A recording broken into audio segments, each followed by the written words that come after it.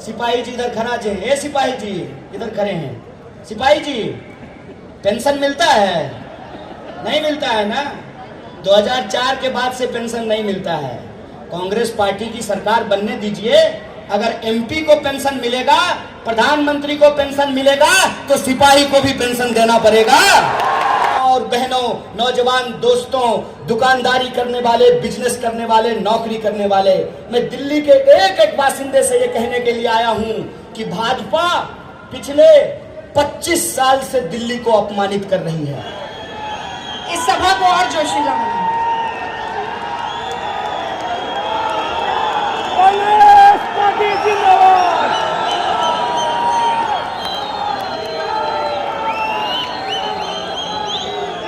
जय हिंद दोस्तों।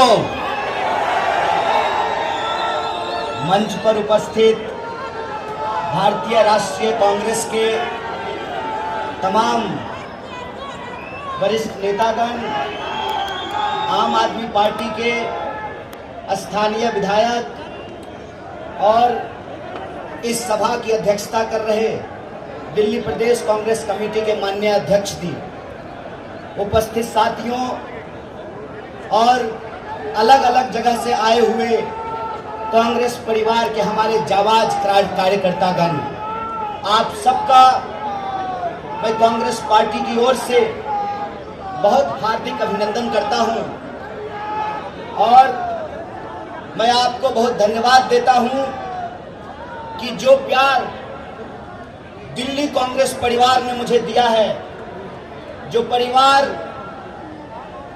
इस गंभीर परिस्थिति में जिस मजबूती के साथ हमारे साथ खड़ा रहा है, मैं जीवन भर आपका ऋणी रहूंगा, आपका आभारी रहूंगा।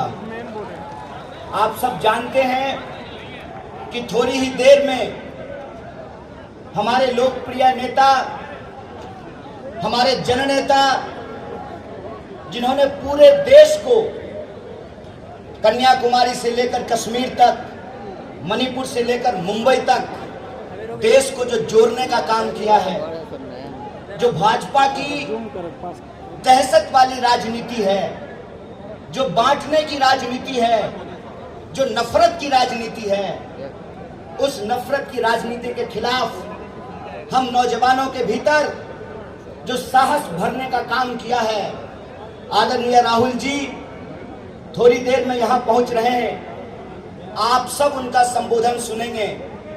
उससे पहले मैं 2-3 बात आपसे कहना चाहता हूं। पहली बात, अक्सर हम लोग सुना करते थे कि मेहंदी रंग लाती है सूख जाने के बाद। मैं कहता हूं, मेहंदी रंग लाती है सूख जाने के बाद, और असली कांग्रेसियों की पहचान आती है मुश्किल वक्त आने के बाद। आप जो इस दौर में यहां खड़े हैं, कांग्रेस पार्टी का झंडा जो अपने हाथों में आपने थाम रखा है, यही कांग्रेस की विरासत है। ये पहली बार नहीं है दोस्तों कि अहंकारी सत्ता ने कहा हो कि हम कांग्रेस को समाप्त कर देंगे या कांग्रेस समाप्त हो जाएगी। मैं आपको याद दिलाना चाहता हूं, अंग्रेज अफसर भी यही कहा करते थे, जनरल डायर भी यही कहा करता था कि हम कांग्रेस को समाप्त कर देंगे। जिस साम्राज्य का सूरज अस्त नहीं होता था, 200 साल की उसकी गुलामी को बापू ने रघुपति राघव राजा राम, पतित पावन सीताराम, ईश्वर अल्लाह तेरो नाम, सबको सन्मति दे भगवान, ये गाना गा करके समाप्त कर दिया। साथियों, हम मानते हैं कि ये देश के लिए गंभीर वक्त है। हम मानते हैं इस देश को आजादी दिलाने वाली पार्टी, इस देश के लिए जान देने वाली पार्टी, हमारे नेता राष्ट्रपिता महात्मा गांधी ने इस देश को जोड़ कर रखने के लिए, भाईचारे के लिए, सद्भावना के लिए गोली खाई है। हम जानते हैं कि इस देश की एकता और अखंडता के लिए देश की पहली महिला प्रधानमंत्री श्रीमती इंदिरा गांधी ने अपने लिए, देश के लिए अपने ऊपर गोलियां खाई है। हम जानते हैं कि इस देश की सुरक्षा के लिए, इस देश की एकता के लिए हमारे पूर्व प्रधानमंत्री स्वर्गीय राजीव गांधी ने गोली खाई है। इसीलिए मैं आप तमाम कार्यकर्ताओं से कहना चाहता हूं, दोस्तों, भाजपा के छोटे मोटे नमूने गुंडों से घबराने का वक्त नहीं है। हम इनको बताएंगे कि देशभक्ति का मतलब क्या होता है। देशभक्ति का मतलब होता है देश के संविधान को अपने सीने से लगा करके रखना।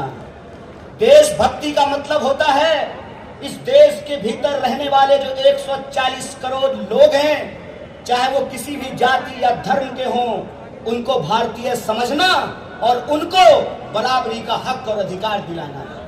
देशभक्ति का मतलब ये होता है कि देश के भीतर कहीं कोई दुर्घटना हुई हो, किसी के साथ भी अत्याचार और अन्याय हुआ हो, तो उसके पक्ष में खड़ा होना, शोषितों की आवाज बनना, मजदूरों, किसानों, नौजवानों, महिलाओं, दलितों, आदिवासियों, पिछड़ों और गरीबों की आवाज बनना। आपको मालूम है आदरणीय प्रधानमंत्री जी 10 साल से देश के प्रधानमंत्री हैं। यमुना के इस तरफ रहते हैं नई दिल्ली में। 10 साल लगा है उनको यमुना पार करने में। मेरा नाम कन्हैया है। अभी प्रधानमंत्री जी को यमुना का किनारा लेकर के आए हैं, पूरी की पूरी सरकार को यमुना पार लेकर के जाना है। इसीलिए मैं आप सबसे ये कहना चाहता हूं कि आपने जो देश भर से प्यार भेजा है, जो मोहब्बत भेजी है, जो चिंता भेजी है, उसका मैं सम्मान करता हूं। लेकिन याद रखिएगा, भाजपा से लड़ने का अनुभव हमारा पिछले 10 साल का अनुभव है। हमने इनके झूठे आरोप देखे हैं, हमने इनका झूठा वीडियो देखा है, हमने इनका झूठा मुकदमा देखा है, हमने इनकी जेल देखी है। इसीलिए हम कहते हैं कि जगह है कितनी जेल में तेरे, देख लिया है देखेंगे। इसीलिए न्याय और हक के लिए जो कांग्रेस पार्टी का संकल्प है कि पिछले 10 सालों से देश के लोगों के साथ जो अन्याय हुआ है, उस अन्याय के खिलाफ हमने ये तय किया है। हमारे नेता जब कन्याकुमारी से कश्मीर तक पैदल चल रहे थे तो देश के किसान उनसे आकर मिले, देश के नौजवान उनसे आकर मिले, देश की महिलाएं आकर उनसे मिली, देश के मजदूर आकर के उनसे मिले, नौकरी करने वाले वो लोग। सिपाही जी इधर खड़ा जे, ए सिपाही जी इधर खड़े हैं। सिपाही जी, पेंशन मिलता है? नहीं मिलता है ना। 2004 के बाद से पेंशन नहीं मिलता है। कांग्रेस पार्टी की सरकार बनने दीजिए, अगर एमपी को पेंशन मिलेगा, प्रधानमंत्री को पेंशन मिलेगा, तो सिपाही को भी पेंशन देना पड़ेगा। इसीलिए कांग्रेस पार्टी 5 न्याय लेकर के आई है। युवाओं का न्याय, महिलाओं का न्याय, किसानों का न्याय, श्रमिकों का न्याय और भागीदारी का न्याय। इस देश में रहने वाले जो 140 करोड़ लोग हैं, यह देश उनका है और उनके हक और अधिकार के लिए लड़ना, यही कांग्रेस पार्टी की पहचान है, यही कांग्रेस पार्टी की विचारधारा है। आजकल नया निजाम आया है और नया निजाम कहते हैं कि इस देश का इतिहास 2014 से शुरू होता है। मैं कहता हूं, जनाब, आपका इतिहास कमजोर है। श्रीमान, थोड़ा ठीक से इतिहास पढ़िए। देश का इतिहास 2014 से नहीं शुरू होता है। देश का इतिहास 5000 साल का इतिहास है। देश का इतिहास सिंधु घाटी सभ्यता से शुरू होता है।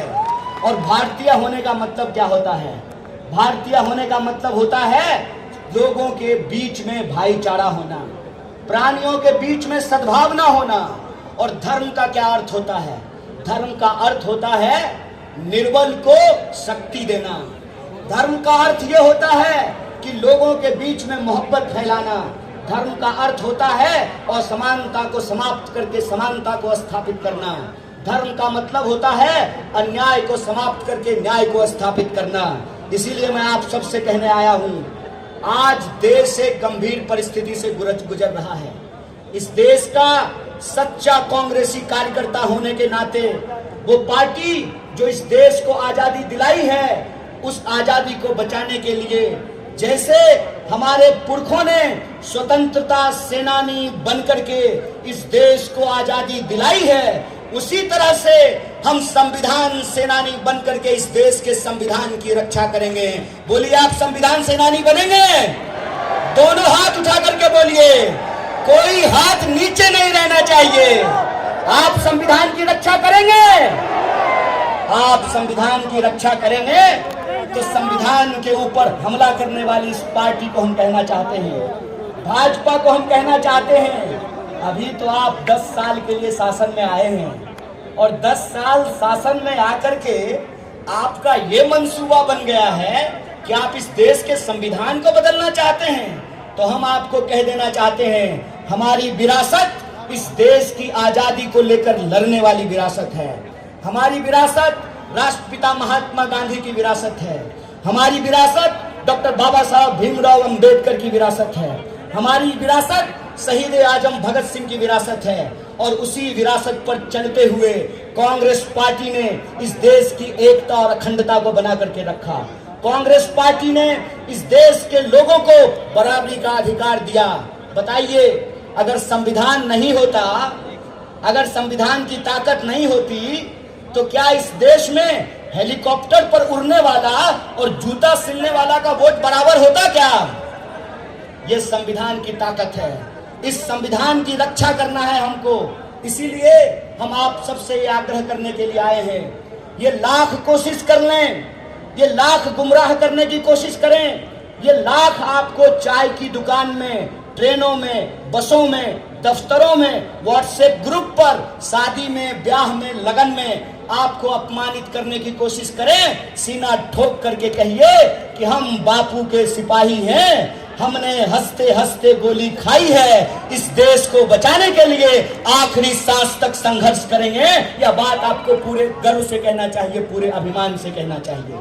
इसीलिए आप तमाम कार्यकर्ताओं से मैं कहने के लिए आया हूं, गंभीर समय है, लेकिन कांग्रेस पार्टी इस देश की सबसे बड़ी विपक्षी पार्टी है। जब ये कहते हैं कांग्रेस मुक्त भारत, इसका मतलब यह है कि इस देश की विपक्ष को समाप्त करके ये देश में तानाशाही थोपना चाहते हैं। इस तानाशाही के खिलाफ इस मुश्किल वक्त में हम तमाम लोगों को, तमाम कांग्रेस के परिवार को एकजुट होकर के रहना है और इनको कहना है, वह पथ क्या पथिक कुशलता क्या, जिस पथ में बिखरे सूल न हो, नाविक की धैर्य परीक्षा क्या, जब धाराएं प्रतिकूल न हो। इस प्रतिकूल समय में हम तमाम लोगों को एकजुट होकर के रहना है और हमारी एकजुटता का नतीजा ये है कि पूरी दिल्ली में इंडिया अलायंस को लेकर के एक जबरदस्त माहौल बन रहा है। जो भाजपा सोचती थी कि हम 7 का 7 सीट दिल्ली में जीतेंगे, दिल्ली वासियों ने बता दिया है कि ये दिल्ली है मेरे यार, ये दिल्ली है मेरे यार। इस दिल्ली को जब जब जिसने भी कब्जा करने की कोशिश किया है वो नाकाम हुए हैं। यही दिल्ली का इतिहास है। इसीलिए मैं आप दिल्ली वासियों से ये कहने के लिए आया हूँ, ऐ दिल्ली वासियों, ऐ दिल्ली की हमारे आदरणीय बुजुर्गों, हमारी माताओं और बहनों, नौजवान दोस्तों, दुकानदारी करने वाले, बिजनेस करने वाले, नौकरी करने वाले, मैं दिल्ली के एक एक बासिंदे से ये कहने के लिए आया हूँ कि भाजपा पिछले 25 साल से दिल्ली को अपमानित कर रही है। भाजपा पिछले 25 साल से दिल्ली को इसलिए अपमानित कर रही है कि इनकी लाख कोशिशों के बावजूद ये दिल्ली की गद्दी पे काबिज नहीं हो पाए हैं। आज जब मैं उत्तर पूर्वी दिल्ली में जाता हूं, लोगों से बात करता हूं, तो लोग हमको बताते हैं एच.के. भगत जी के बारे में, लोग हमको बताते हैं शीला जी के बारे में, लोग हमको बताते हैं जे.पी. अग्रवाल जी के बारे में। तो हम अपने दिल्ली के एक एक कार्यकर्ता को कहना चाहते हैं, मजबूती से इंडिया अलायंस के साथ खड़े रहिए। दिल्ली का माहौल बदल रहा है। इस बार दिल्ली न्याय के लिए लड़ेगी। बोलिए, दिल्ली न्याय के लिए लड़ेगी, 5 न्याय और 25 गारंटी के लिए लड़ेगी। तो लड़ेगी दिल्ली न्याय के लिए और जीतेगी दिल्ली, यह भरोसा मैं आप सबको दिलाने के लिए आया हूं। सो आप तमाम कार्यकर्ता चुनाव के आखिरी दिन तक एकजुट रहिए और जब तक मतदान नहीं हो जाता है तब तक सचेत रहिए, सजग रहिए, एकजुट रहिए। ये गुमराह करने की कोशिश करेंगे, लड़ाने की कोशिश करेंगे, लेकिन लड़ना नहीं है, एकजुट रहना है और संविधान की रक्षा करना है। इस बार दिल्ली में जनता वोट का चोट करेगी तानाशाही के खिलाफ। इस बार दिल्ली का जनता वोट का चोट करेगी संविधान को तोड़ने वालों के खिलाफ। इन्हीं शब्दों के साथ एक बार पुनः पूरे सम्मानित मंच को धन्यवाद कहते हुए और हमारे कांग्रेस परिवार के, इंडिया अलायंस के, आम आदमी पार्टी के सभी सदस्यों को और आपके कार्यकर्ताओं को धन्यवाद कहते अपनी बात को समाप्त करता हूं। बहुत बहुत धन्यवाद, शुक्रिया। जय हिंद, जय दिल्ली।